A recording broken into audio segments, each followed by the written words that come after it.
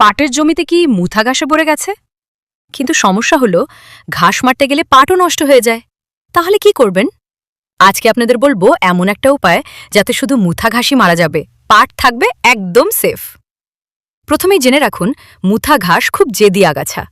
এর আসল শক্তি মাটির নিচের গুটিতে থাকে, তাই শুধু উপর থেকে কাটলে কোনো লাভ হয় না। এখন আসি আসল সমাধানে। পাট বোনার ২০ থেকে ২৫ দিনের মধ্যে যখন মুথা ঘাস ছোট থাকে, তখন হ্যালোসালফিউরন মিথাইল নামের ওষুধ ব্যবহার করুন।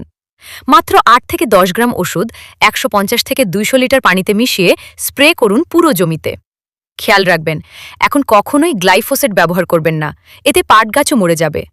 আরও ভালো ফল পেতে আগে বড় বড় ঘাসগুলো হাত দিয়ে তুলে ফেলুন, তারপর স্প্রে করুন। স্প্রে করার সময় সকাল বা বিকেল বেছে নিন, আর অন্তত ৬ থেকে ৮ ঘন্টা বৃষ্টি যেন না হয়। এইভাবে ১০ থেকে ১৫ দিনের মধ্যেই দেখবেন মুথা ঘাস শুকিয়ে যাচ্ছে আর আপনার পাট গাছ সুন্দরভাবে বেড়ে উঠছে।